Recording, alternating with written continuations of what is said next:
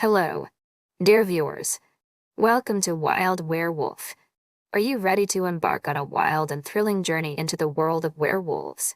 Here, we'll explore the untamed nature, the raw power, and the captivating stories of these mythical creatures. So, get comfortable and let's unleash the wildness together. Chapter 21, Physical Confident. Rosalind, there's no avoiding the issue. I knew once we got word Emmett's mate would be at the county fair. He'd meet her. I mean, unless the town was struck by a meteor. There was no way he wouldn't find her. But then, Maddox Spidey, my sated mate. Lights flashed around me and my wings spun with the beat of the heavy techno music the DJ was playing. In a scene straight out of a movie, his mate takes the seat at the only available spot right in front of him. Goddess, could you be any more romantic comedy than this? Fuck. I half expected him to have to introduce himself out of the blue in a crowd of thousands, but no. He gets her gift wrap like a present, even though he shot his mouth a little. Let's be honest. Who wouldn't? He did manage to leave her with a good impression of him. Fuck. Even 2 days later at breakfast, Emmett still had a smile so big you'd think he lost his virginity. So, son, did you like her? Daddy asked him as we ate. I loved her. She was so quick, so sassy, so strong. She was everything I imagined and more. He was quick to answer, beaming. Good to know. I hope you can follow up with her when school starts again. Daddy told him, with a hopeful gaze. Oh, I certainly am. Can't wait, he replied, sounding as excited as Christmas morning. Ruzzle in. Are you okay? After the dreams, you know, Daddy asked me. Worriedly, I'm more conformed than okay. It is what is. It can't be stopped. I just hope I don't get more of this tortuous nightmares. I mean, I've already ascended, made it and gave birth. What more can a girl dream? Win the Alpha Challenge. I snickered. Speaking of which, how is the proposal coming along? Daddy asked Dad. It's nearly ready. It'll go out today to the entire pack. Dad answered with a serious look. That's good. I can't wait to read it. Daddy replied, cheerfully. Me too. I spoke. So did Emmett. Good morning, everyone. Uncle Nate entered the dining hall, smiling. I understand someone met their mate this weekend. Congratulations, nephew. The happiest day of my life was the day I met Daphne. Apart from the birth of my sons. Of course, Uncle Nate told him. As he entered, the warriors stood up, greeted him and sat back down. The rest of us just replied with good morning. I was nearly drooling with jealousy of E&M. I wanted that too. Desperately. Thanks, Uncle. It really was the best day of my life so far. He boasted. He could not stop smiling. I couldn't even blame him. Excuse me, guys. I said and took my leave from the table. I could sense everyone's gaze at me as I leave. But I couldn't fake it. I was miserable. When we turned 17, me and my brother were under the impression that we both would have a fair shot at Alpha as it was in the hands of the goddess. And so we have been circulating around town to be found and expecting to happen to us both. We also knew we could dream about them.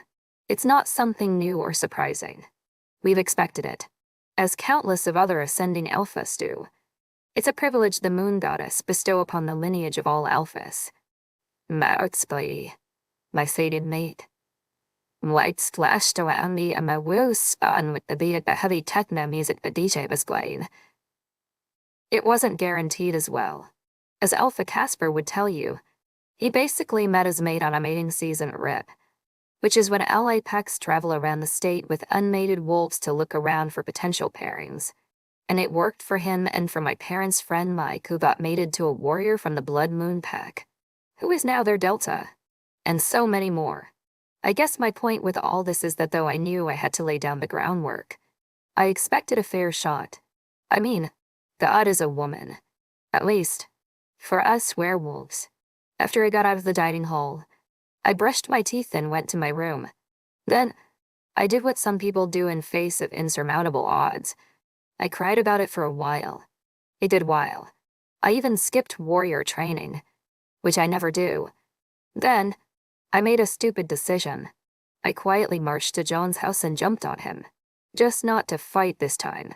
"Are you okay, Rosalind?" he asked as I kissed him. "A lot. You skipped practice." I was worried. "No, I'm not okay. My brother met his mate and I haven't even dreamed about mine." I blurted, extremely mad. "I know and I'm sorry about it. But you know we're not supposed to be alone in my house, right?" he asked. "Right?" As you can probably guess by now, in the summer weekdays, John has the house all to himself mostly, since both his parents worked and his brother was in daycare. That's also why he spends so much time at our house, so that he's not alone. Plus, that's the whole point of a family, to be there for each other. And a pack was just a big family. I know, of course, but I don't care right now. I answered as I continued to kiss him. "Are you sure? Because once you lose your parents' trust, John, not only do I have to watch as my brother finds his mate, he already met her, and I have never even dreamed of mine. I know he's gonna ascend. This is literally the only reprieve I have right now. Do you seriously want to debate it or do you want to fuck me?" I spat at him. I was angry at the whole situation. John looked scared for a moment. I spooked him. "I know, but I couldn't be stopped. I needed a break. I'm sorry. I didn't mean to yell at you. I'm just frustrated." I told him as I paused the kisses. "I know, Ross. I'm sorry. For all of it. You know." He shot me an apologetic look, though he had nothing to be sorry for. "Plus, I can't even get pregnant. So, unless you've been with some other girl in the meantime, I'll wait for you in your room." I told him as I darted towards his room. He was baffled. He went to his room after me. Of course, there are no guarantees in this life, as I have come to realize in my short 17 years on Earth. But if there's one thing I could depend on, it was horny teenage boys. They always come through, sometimes too fast than we'd like. But they did. As this is our second time around, I didn't have the hung-ups like the first time. I was much more confident. And so was he. "I want you to do it just like in my dream. I mean, except for the marking. Of course, I'll behead you if your canines show up." I menaced. He laughed at it. "I know. I wasn't born yesterday." He snickered. "I don't know what would happen if anyone was marked by someone not their mate. I've never heard of that happening in my entire life, but I certainly wasn't curious to discover. Some things are still sacred, after all. Plus, your canines don't elongate when you're having sex with someone not your mate. Your wolf knows when it's them. It's our wolf who is mated, not us." We unrested and I told him what to do was to imitate the dream. There was a lot of kissing, a lot of licking, a lot of pleasure. Mostly for me, but I needed it. I wanted to forget about my life for a moment. Hell, I deserved it. I've been a straight-A student, rule-following, nerdy smart girl all my life. I never thought I'd be making love with anyone other than my mate, but I was damn happy I had John. At least, I had someone who cared about me. It's not like I picked up a stranger at a bar. Not that I could enter a bar, legally speaking, so I enjoyed my little rebellious moment, even if it meant dealing with the consequences later. Our eyes were heavy with lust. They were so pitch-blacked that we could shift at any point.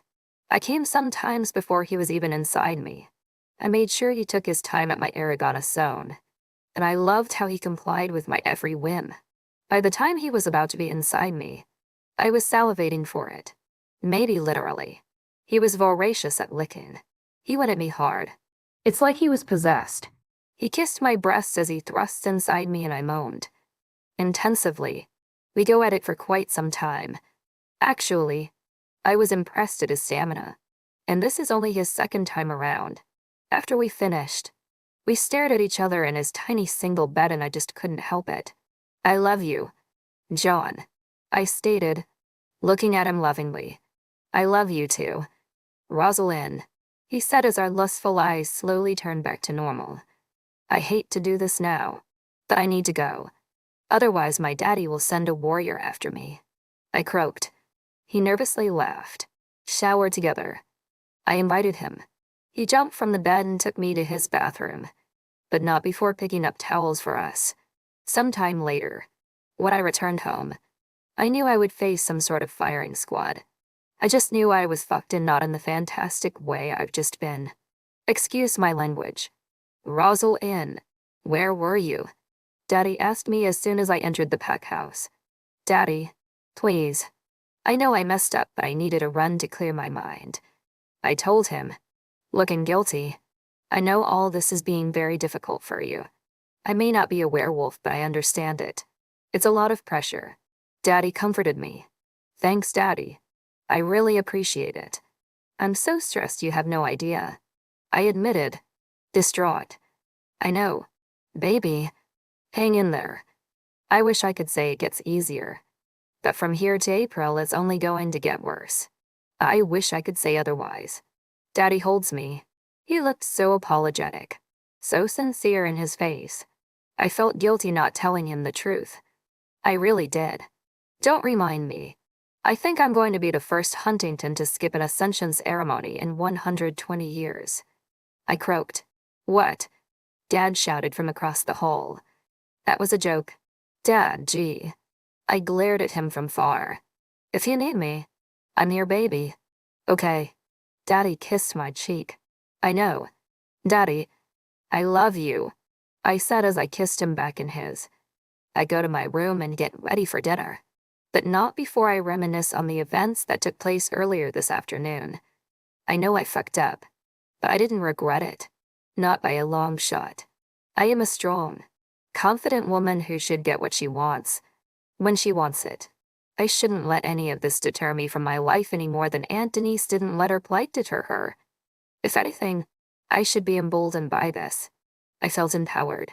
I was living my truth. No more crying over not getting alpha. This is my life. And I'll be damned if I don't make the best of it. I'm in charge now. And the rest of the world doesn't know what's coming for them. After all, what's wrong with being confident? Chapter 22, Reaction. We may say this a lot, but I confess I really didn't see it coming. Not that I did the first time. Like a normal teenage relationship, there's no expectancy of sex between unmated werewolves. Not that it doesn't happen. Let's be honest. But it usually happens when there's a hope that the teens in question would get mated to each other. Like Uncle Den and Luna Lauren, from the Blood Moon Pack. They didn't, obviously, but they really thought they would. But then again, teenagers aren't saints. Of course, there are other stuff that we can do. Other acts that circumvent that rule. Not that I've done any of them yet. I mean, do you really think Emmett, for one, who looks like a model just like his father, didn't get around? Or have stuff done to him? Of course. He has. But my point is, I did not see it coming at all. Especially after the pregnancy scare. That Spidey, my fated mate. Lights flashed around me and my wheels spun with the beat of the heavy techno music the DJ was playing. When you put it in context with Rosalind's reality, it does feel a bit less scary now. Just sucked for her that she could possibly never get pregnant. After she left, I cleaned my room and changed the sheets for good measure. I knew this wouldn't fool my father, but maybe if my mom was clueless about it. You know, small victories. Also, I thought about cleaning the entire house of her scent. But that would only make it worse. There's nothing more suspicious than when a teen acts differently than he does usually. And I'd never cleaned the house alone in my life. But I helped. Of course. We don't have maids like the Huntingtons. However, what was really telling most of all, my wide grin. I was smiling from ear to ear even more so than after the first time. This time I enjoyed it so much more. And so did she. She was so bossy and confident. So alpha. I loved it. Every single second from the moment she got naked in my room to our shower together. I was living my best life. Which is probably why my dad is going to pick up on it the second he arrives if he doesn't already know. I wouldn't put it past him. To his words, he knows everything. I was in such a daze that when he arrived home I was just sat at the sofa, staring into nothingness, thinking about my incredible luck, and what an amazing girl Rosalind was. Hey son, how was your day? Did your Aunt Denise kick your ass at warrior practice? He asked me with a smile. I did. Yes, she did. You know she's a sadist. I snickered. I do. But she's also the best warrior we have. And that's saying something. Dad spoke. I could tell he respected her very much. So did I. Did you have a nice day at work? How are the Huntingtons now that Emmett found his mate? I asked him as I tried to be normal. He was beaming with happiness. It was almost infectious. Dad said with joy. Good for him. He deserves to find happiness just like the rest of us. I told him, which was true. Speaking of happiness, is there something you wish to tell me? He asked me in a deadpan tone. What do you mean? I played dumb. He glared at me. At this moment, there was no point in playing coy. It's not like I expected to fool the beta. I mean, I did expect it the first time around, but lesson learned. How can you possibly know? Do you have spy cams at our house? I asked him, still a little surprised, even though I shouldn't. He laughed at my words. Son, I caught her scent when I was at the front door. What do you take me for? A human. Plus, it's not even faint. It's really heavy. He croaked, not missing a beat. I'm sorry. Dad, I really am. But I couldn't refuse her. I just couldn't. Plus, she was really mad and broken. I just tried to make her feel better. I spoke honestly, as it was all I could do. I understand. Son, I don't expect you to refuse a girl. I mean, unless you were gay, which is totally fine if you were. But what I mean is, I know what you meant. Dad, thanks. I'm glad you understand. I sighed in relief. However, I'm not okay with this. At all. It's one thing not to crucify you for it. Like your uncle will if he finds out. He spoke harshly and trailed off thinking about his brother's reaction. I gasped. I was so scared all of a sudden. I stopped breathing at one point, and it's another to accept it. I'm not okay with unmated sex. And I never will. He continued. And I also don't know how your mom is gonna react. Dad, can you please not tell her? I asked him with a pleading look. Son, I don't keep secrets from my mate. But I don't need to volunteer the information. It'll only upset her. Dad told me. I was relieved. Not gonna lie. Thanks. Dad, I whispered in an exhale. Don't thank me yet. We haven't discussed consequences. He looked at me menacingly. What? I yelled. Did you think I was going to let it pass by? I'm not okay with this, as I've just said it. And I'm not gonna stand idle while my 15-year-old son has unmated sex in my house. He shouted. I trembled. He sounded very angry. And I could only brace for the punishment. Starting tomorrow, I'll lock this house after you go to warrior training and you won't be able to get back until I or mother arrive. Of course, her days off are exceptions as she'll be here. He announced it. You'll carry a pack bag every day and go where you can be watched. Since I can't trust you inside my house alone, he continued, and if your mom finds out about this arrangement, I will have to tell her why. I'm warning you now as she may have different punishments for your behavior. He stated, deeply annoyed. I was gobsmacked. But it could be worse. It can always be worse.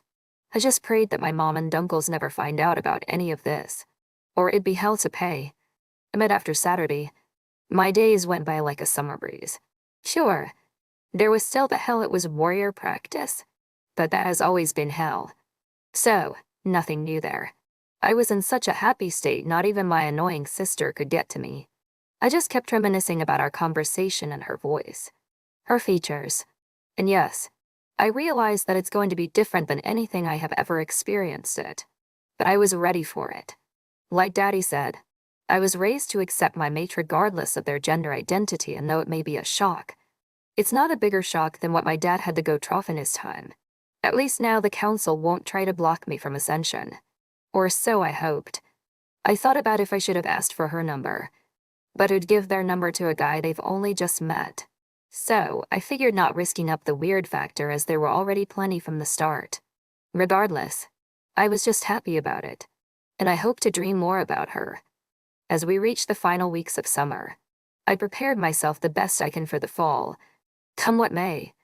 Also, I still had to contend with what people might think by me dating someone like her.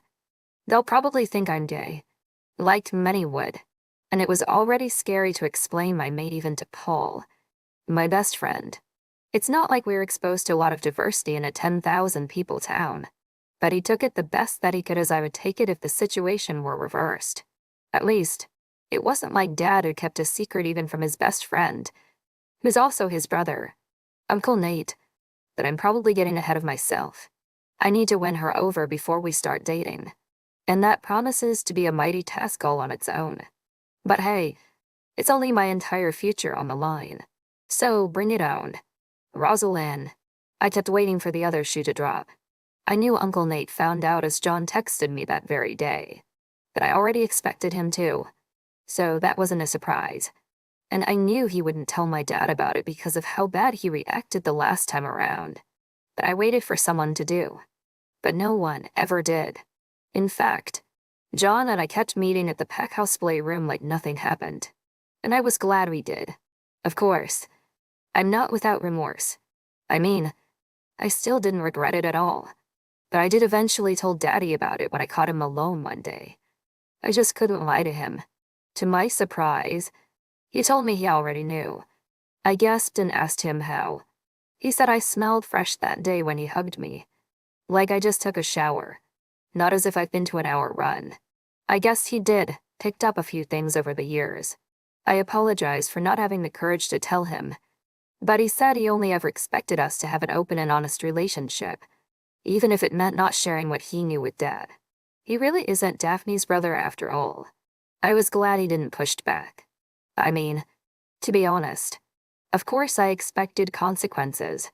I half expected to be accompanied by a warrior even to the bathroom. But I was so happy he knew I was having a hard time and decided not to pile up. I so loved him for it. The rest of the summer was actually nice. There were no more dreams. Mine or Emmett's for that matter. Of course, I didn't push my luck any further with John. He is already expelled from his house. What's next? From the pack. I wouldn't put it past my dad. Joking. Sort of. I just took this time to enjoy my life the way it was and prepare for school. If anything, it's gotta be entertaining to see explaining all of this to a human. If I was losing Alpha, at least I would be entertained while at it. Am I right? Chapter 23. Come as you are, Samantha. The stairs are the worst. When you're a new student at school, the stairs are inevitable, especially in a small town like this one. But in my case, they're actually way worse. I think I can feel them thinking, why is this boy in girls' clothes? I mean, come on. People, it's the 21st century. I am a girl. But then again, the South isn't exactly known for its progressivences. I hate that I had to go here. Not that it was much better where I'm from. However, the bathroom situation is gonna be the worst, as it always is. I'm not allowed to use the girls' bathroom, so I have to face a horde of rednecks giving me shit for my appearance. It's not gonna be fun. And no, I'll never get used to it. Not that I should. In fact, I walked the halls of my first day of school, not knowing anyone. I tried to face everyone like the confident woman that I am. But as the stairs multiply, my confidence diminishes. I mean, there's only so much a girl can take. Fortunately, there's one surprising smile at the end of the hall. Like a light at the end of the tunnel. Is none other than that boy from the county fair.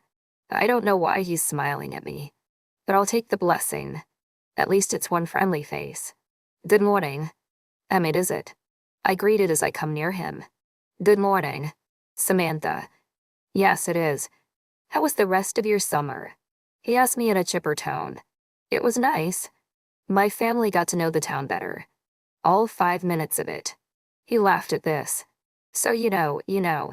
Small blessings. I replied with a mild smile. Good for you. There's nothing like family time, he said, like the country boy that he is. Do you know by any chance? Yes, he interrupted me. Yes. I asked him, puzzled. I'm sorry. Please ask the question, he said in an embarrassed tone. Do you know where the lab is? I have chemistry for my first period. I inquired. Yes, I know. I'll take you there. Follow me, he offered. You don't need to go over there. You can just give me directions. It's fine, I said, shyly. It's my pleasure. Come on. He insisted and started walking. So I followed him. Like I said, small blessings. Once I get to the lab, he says goodbye and leave. And then, my cavalry begins. Samuel Cole. The chem teacher reads from the call sheet. It's Samantha. My dad told the principal. Sir, I informed him. I'm sorry. I hope this gets sorted out soon. He replied, a little out of bounds. I hope so too. Sir, I replied, politely. Now repeat this scene in every single one of my classes. And then add students giggling at the mistake with my identity. Every single time. And yes, if you get mad, it gets worse. I try my best not to make myself a target. I lived my life and carried on. I don't get in people's faces. I don't give speeches unless they're really necessary. Or try to teach anyone about trans rights, unless they ask me impertinent questions. I've been bullied before. It's not fun. I just hope to fly under the radar enough here so I can graduate and go to New York. Like I plan to do ever since I can remember. But then again, I'm a girl trapped in the body of a boy who presents herself as a girl. So who am I kidding? At lunch, I looked for a place to eat. I don't mind seating by myself or with my sister. But she doesn't want to associate herself with me at school. So she stays away from me for the most part. Right. As I look for a seat, I see a giant smile directed at me with his hand held up. He was already tall, so it's impossible to miss. I approached his table. There were already several people on it. But I go anyway. Since he's inviting, it'd be rude to ignore him. Hi, Samantha. Please sit with us. If you don't mind. He invited me, smiling.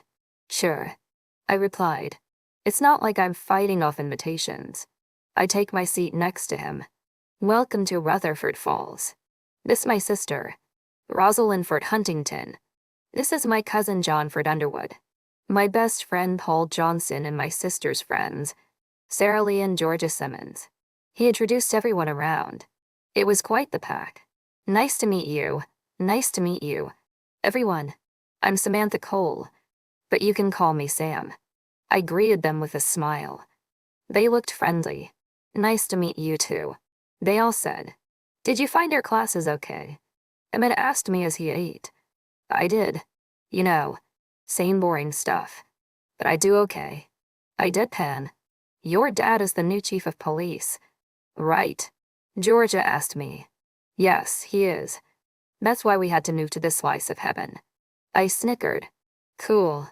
But be careful or you'll get the small town bug. The twins' dad also moved here because of his father and never left, nor did his sister. Hence, Sarah smirked, as she pointed to the cousins. Yeah, I highly doubt that. I plan to move away as soon as I graduate. To New York. I told them. They all gasped. Really? You don't say. Rosalind spoke, looking weirdly at her brother. Oh yes, definitely. I'm counting out the days already, I said, excitedly. Not even if you find someone special and fall in love. Paul asked me. I nearly spat my food. I laughed so hard. You're sweet. But guys don't go for a girl like me. And the ones who do I don't care for. I answered him, a little sheepishly. Emmett didn't seem to like my answer very much. They all looked gobsmacked at my words. Like they didn't know what I was talking about. Which they don't. Of course. It's not their reality. How could they possibly know? But they do know I'm trans. I mean, I'm not stupid. I'm not at CIS passing level yet. But I will be someday soon. I hope. Regardless, I do hope you give the small town life a chance to win you over. Rosalind told me in a sympathetic tone. I appreciate your effort. But this is not the place for me. I mean no disrespect. I need to branch out and find my people. You know, people who at least have seen Drag Race and don't think it's a cart competition. I snickered, not knowing if they got the joke. I don't know. It was not easy for my dads either. Trust me. But they fought to be accepted and made it work. Just so you know, you're not alone. Rosalind stated, and I was shocked. I never would have expected here to have gay people, let alone dads. Wait, you have gay dads, wow. Here in this town? I admit I didn't expect it. I croaked. I know. That's what I meant by this town may surprise you. She replied to me with a cheeky smile. That certainly explains why your brother was so friendly to me. I smirked, winking at him. What? That's not. Wait, you don't think I'm gay, do you? 'Cause I'm not. I mean, I love my dads, but no. He stuttered. It was adorable seeing him trying to convince me he wasn't gay just because his dads were. No, I don't think you're gay because your dads are. I meant you're friendly to me 'cause you know what it is like for gay people. I elaborated, with a smile. You are right. Of course. Sam, we do. And yes, that's why he was friendly. It's not because he can't shut up about a girl he met at the county fair. Rosalind snickered. But he didn't like it. At all. I blushed lightly. Not gonna lie. Rosalind. Shut up, Emmett said, angrily. I could tell he was very embarrassed. I laughed at their display. The bell rings. Bye. It was nice to meet you all, I said as I took my tray and got up from the table. I admit, it was nice talking to people who aren't my parents, sister, or colleagues of my dad. I don't want to sound like a lonely, sad trans girl 'cause I'm not. I do have friends. I mean, I did back home. But as it happens with high school, your friends are the ones you go to school with. Now that I left them, I felt a little isolated. Not by choice. Anyway, so it was nice making new friends on my first day. It gave me a boost of confidence to face the rest of the classes. Small town life wasn't so bad. After all, who knew? And they even respected my identity by not asking any invasive questions like most people do. It was just a normal first-time meeting, if you can believe it. And though it's just the first impression and they can be changed, I'm not gonna lie. I loved it. I loved them. Plus, it doesn't hurt to have a cute boy smiling at you all the time. Chapter 24, Say My Name, Emmett. It's actually better than expected. That is until your daughter said I won't shut up about her since I met Sam at the fair. I told my dads at dinner, since Daddy asked me how it was my first day with her. It was the truth. I was trying to avoid her seeing him just as an ally. I was trying to avoid she friend zones him. Rosalind defended herself. She sounded sincere. I mean, she did said she was moving to New York right after graduation. Rosalind continued. She did. Oh fuck. Daddy gasped. But I'm sure she can be persuaded to change her mind. You're dead? Right, Daddy? I asked him, in hope of a good answer. Yes, I did. But I've never planned that far ahead. Not like her. Daddy disappointed me. That's not what I wanted to hear. Anyway, at least you're on her radar. So well done, brother. Rosalind cheered me on. Okay, here's something I didn't exactly expect. For the last month or so, ever since I've met my mate at the fair, Rosalind did a complete 180 and began being nice to me. I mean, she was never exactly nice, but at least normal. She didn't throw any tantrums at every time we mentioned Ascension, or Alpha, or my mate at all. It's like she moved on from it, all of a sudden. Which, of course, I find it incredibly mature of her part. She knows she's lost, so she accepted it. At least, we don't have to be at each other's throats all the time about it. Which was nice. Actually, when you think about it, she did said some nice things at the table today to Sam, so I'm impressed. Thanks, sister. I also appreciate everything you said to her today. I mean, before. I know. And you're welcomed. I want you to be happy. I really do. And I'd like to think you did the same for me. She spoke with affection in her voice. I melted. She is my only sister after all. Dads just looked at the scene gobsmacked. They too have noticed her change in mood. Rosalind, you look so different from like a month ago. I almost had your aunt examine you. Dad observed in awe. Thanks, Dad. It was a real mature moment for me when I've accepted the goddess decision. But I can't be mad about it. or take it out on my idiot brother. All I can do is to move on the best way I can. Rosalind stated. Everyone admired her disposition. Good for you, Rosalind. Plus, you still have my nephew for whatever time you've left with him. Here's a sentence I never thought I'd say. Daddy smirked. I do, Daddy. He's been a goddess-sent trough all this. Which is nice.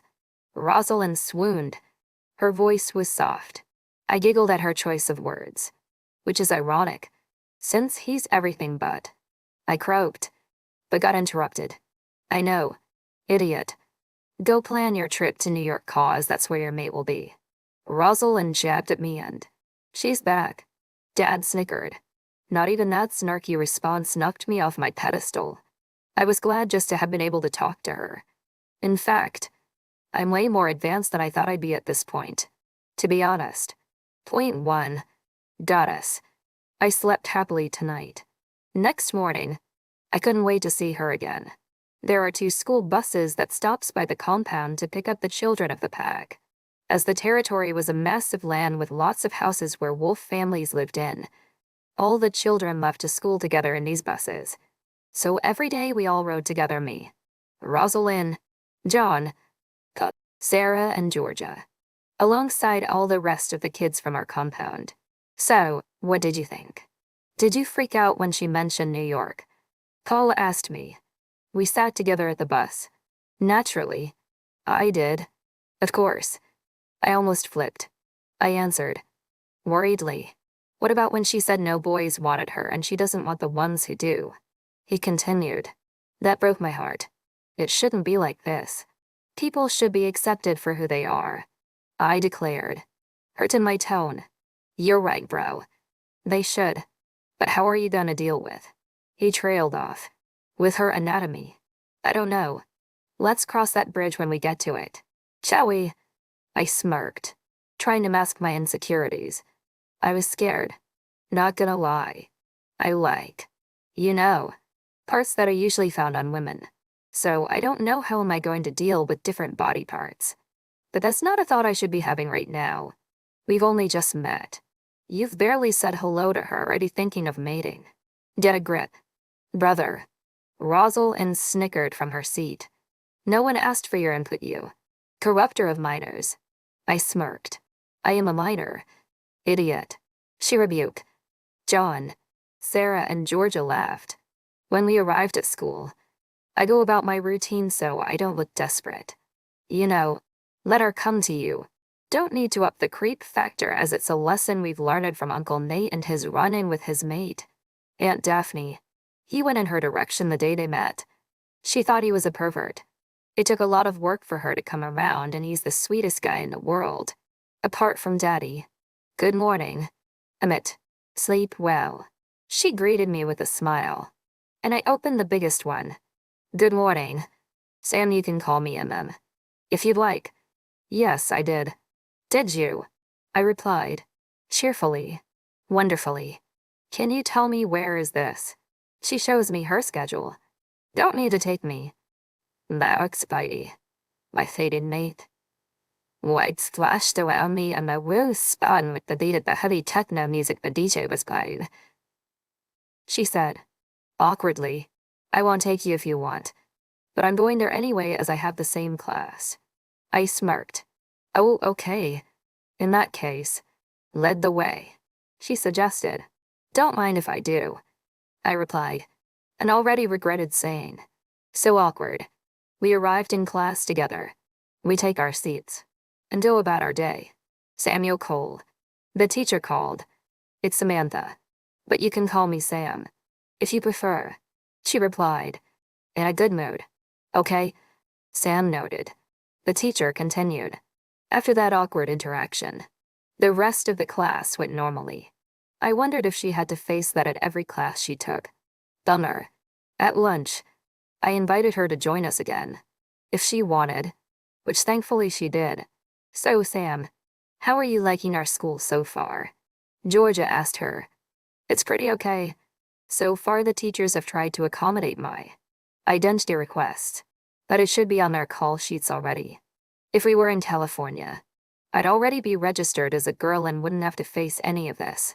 She told us with a sad tone. That made me feel bad. I can't even imagine what it must be like for her. Hang in there, Sam. I know it seems bad, but with time it'll get better. Rosalind cheered her up. I hope so, but the worst is yet to come. I have PE today and I am not allowed to shower in the girls' dressing room. She told us. We'd asked why. I asked her. Dob snacked.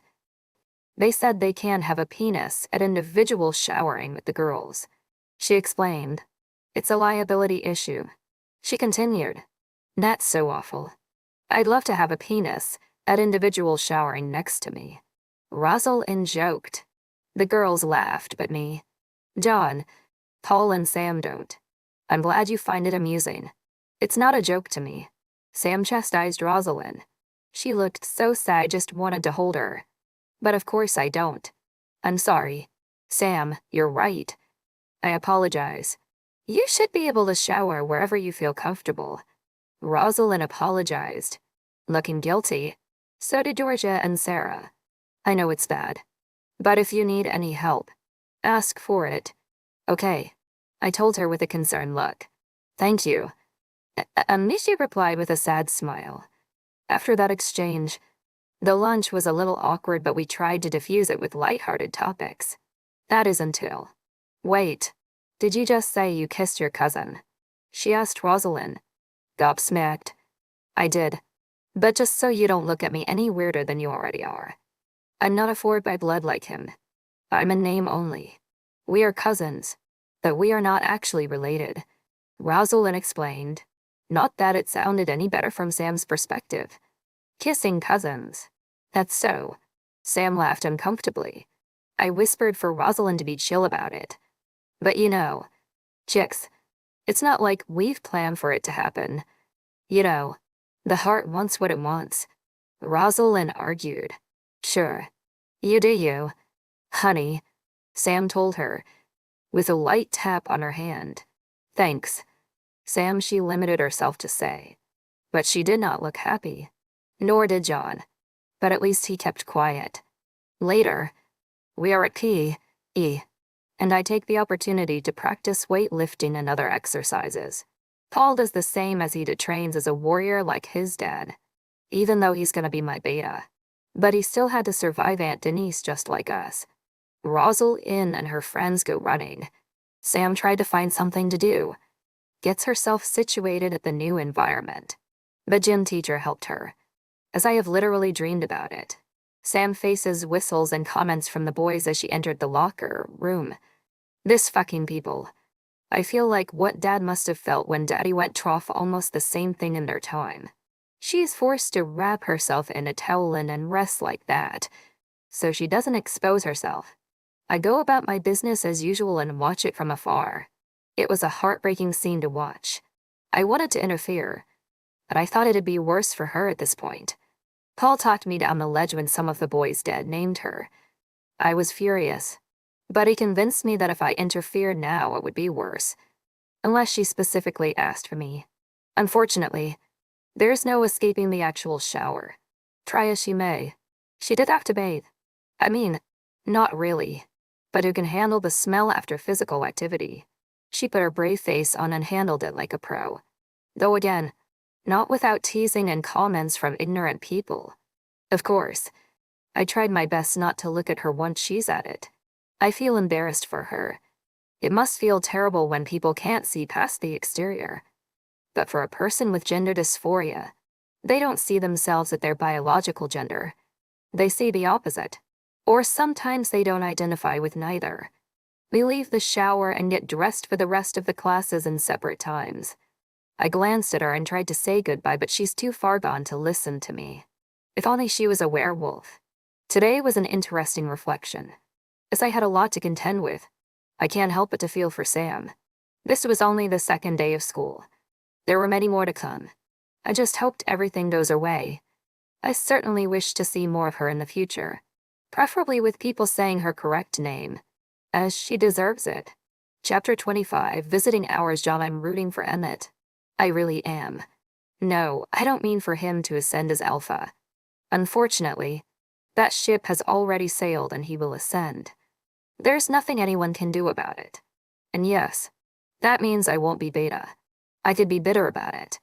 But if Rosalind can change her attitude about Emmett's ascension, so can I. And it means way more to her than to me. Let's be honest. Of course, I would love to be Beta, follow in my dad's footsteps, but I knew that being 2 years younger than the twins would jeopardize that. And I get it. The only person who would wait for me is Rosalind, but that's only because she loves me. And to be fair, no alpha has ever ascended without his beta. Be that as it may, I am rooting for Emmett's relationship to succeed.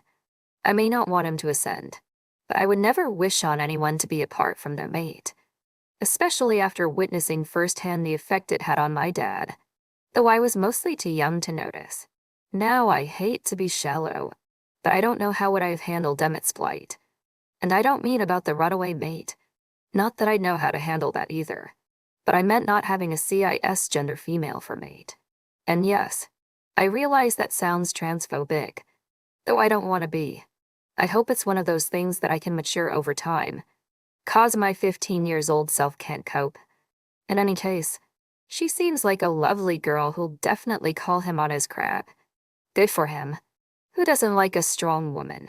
Speaking of strong women, my very bossy, confident girlfriend was doing great, all things considered. She took a completely new approach to life in the loss of Alpha. She's accepted it and is focusing on other projects, which I hope will include me for as long as she isn't mated. I know every teen werewolf probably go trough this exact feeling when they're dating Unmated, but I sincerely don't know how will I ever love anyone else but her. And no, I don't mean this because we already had sex. I'm not that shallow. I already loved her before that and would still love her regardless of those experiences.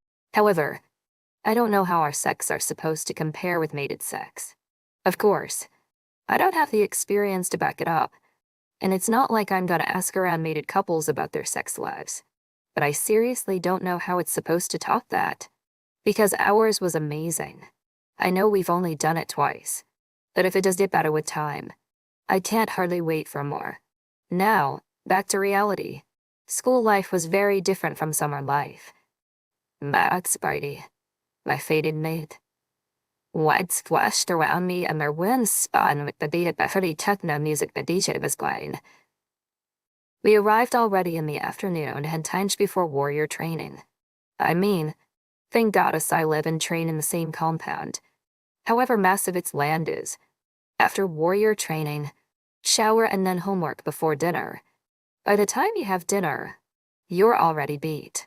And after that, all you want is to crawl into bed or maybe watch TV before lights out at 10. Basically, that leaves no time for seeing your girlfriend, even if she lived inside the same condominium as you.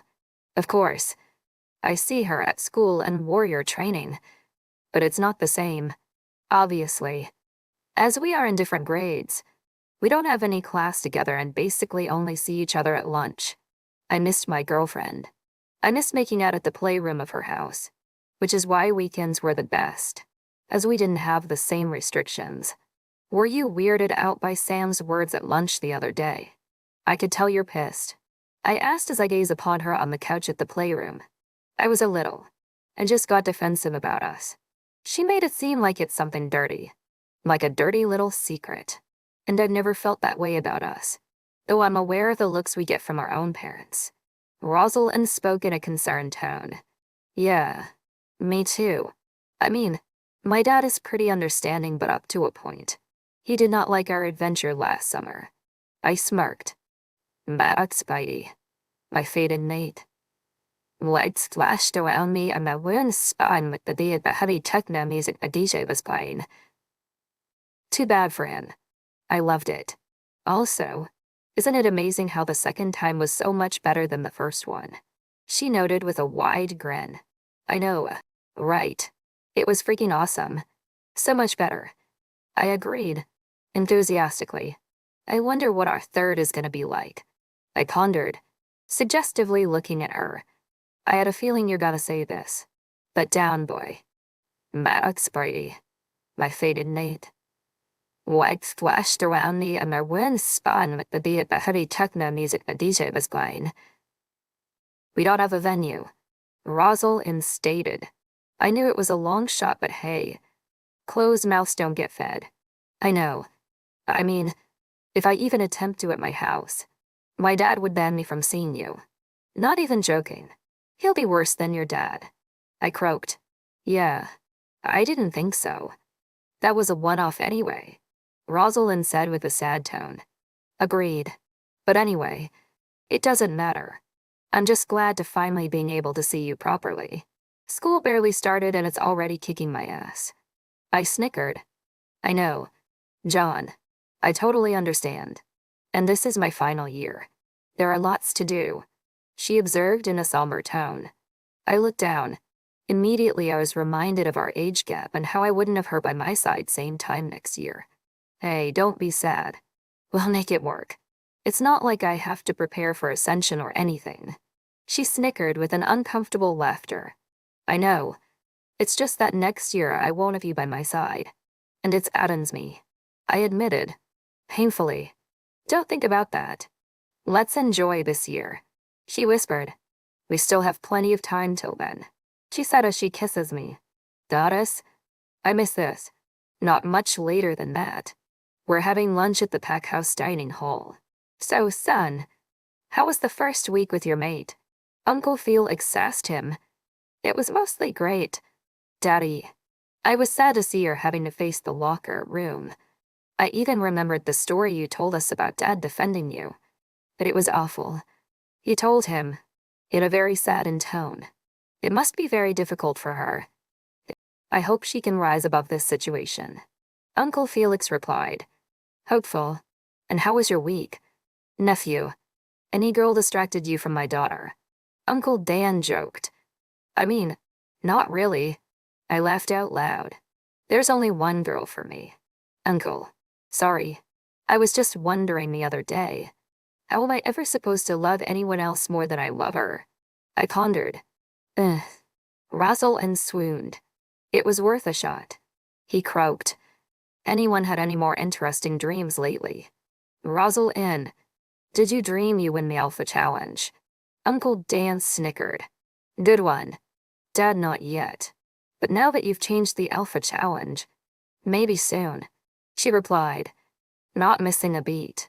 Uncle Dan, the Alpha of the pack, proposed a change in the law altering the Alpha Challenge from a fight to a debate.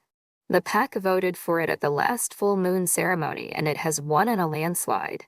The next Alpha will have to rise up in a debate fit for politicians.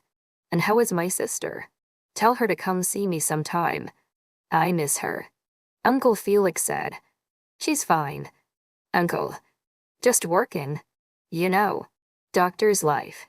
Hospital never stops. But she did send a refill on Rosalind's prescription. It's in my pack bag. I'll get it for her later. I told him, but looked at Rosalind. Thanks. John. She winked at me. She had a medical condition that made it very difficult for her to get pregnant and hesitation to manage it. In the afternoon, we took our warrior escort back to the waterfalls. Oh, I miss this place so much. Even though it's different now that we're in autumn. It's so good in here. I love it. I admired the natural beauty of the place. Me too. I miss this. Being only us here in our warrior.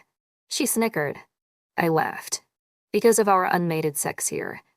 Uncle Felix ordered that we could only leave the compound together if we take a warrior escort with us. But we mostly ignored his presence and enjoyed our time alone. Hey, since we're here now. She interrupted me, nearly shouting. That's Spidey. My faded mate. What splashed around me and my wind spun with the beat of the heavy techno music the DJ was playing. What did you think I was gonna say? I looked at her, puzzled. Sorry. I thought. You thought I was gonna suggest we have sex in front of the warrior. Are you crazy? Do you want me to get expelled from the pack? I spat at her. No, idiot. I thought you wanted to reminisce on the... She rebuked, angrily. That does make a lot more sense. Even the warrior laughed at me. Oh, right. But no, that's not what I was going to say. I mean, let's. We catch a strange scent coming from the woods. The warrior sense it too. We were alert after the robot egg last summer. But it wasn't a wolf scent. Those were as unmistakable as humans. After a moment, Samantha comes walking in and we're surprised by her presence. Hi, Sam. We greeted her together. Unintentionally. Hi, guys. Come here often. She croaked. Actually, I replied to her, smiling. Have you come to see the famous Rutherford waterfalls? Rosalind asked with a smile. I did. Yeah. Excuse me. Who is? She trailed off, looking at the brooding man standing not far from where we're seated. Oh, that's my security guard. My dad is very protective of me. Only daughter. You know, Rosalind told her. She looked at us weirdly. Wow, really? What kind of danger is he expecting to have here? She snickered, looking around the scenery. I mean, it's not like she's totally wrong. Well, sometimes we get rogue wolves in this area. Rosalind explained to her. She got spooked. Did you just say wolves? She gasped. I did. Yes, Rosalind confirmed. And she wasn't wrong. But Sam was not buying it. But it's not like it happens every day or anything. It's rare. I told her. Awkwardly. Got it. And what can he do about it? He's not even armed. She pointed it out, looking at him side-eyed. Fuck. We certainly did not see that one coming. And this is Texas. Everybody has a gun. He distracts the wolf and we make a run for it. Rosalind was so bad at lying. I laughed. I just couldn't help it. Sam was looking at us weirder than when this started. Okay, Sam. Can I be honest with you? We had sex when we were out alone last summer. Our parents found out about it and freaked out. Now her dad hired a chaperone so that doesn't happen again. Okay? That's the only way we're allowed to come here. I confessed. Oh, now I got it. Sam spoke, realizing something. I'm sorry for the TMI. But that wolf story was too ridiculous. I continued as I laughed. It really was. You guys are terrible liars. No offense. She snickered. None taken. And yes, we are. I admitted. Please, join us. Come see the falls. Rosalind asked, making room on our towels stretched over the ground. Oh no, I don't want to intrude. She gestured no with her hands. Sam, come on. Do you seriously think you are gonna intrude more than him? I smirked. Come on, sit with us. It's our pleasure. I insisted. She then sat with us admiring the scenery. We talked for a long time about different subjects and we even splashed some water around. Not at ourselves. Of course. It was a really nice afternoon and gave us an opportunity to get to know her more. Thank you all for joining me in the wild world of Wild Werewolf. I hope you had an amazing time. Don't forget to subscribe, leave your comments and likes, and come back for more wild adventures. See you next time.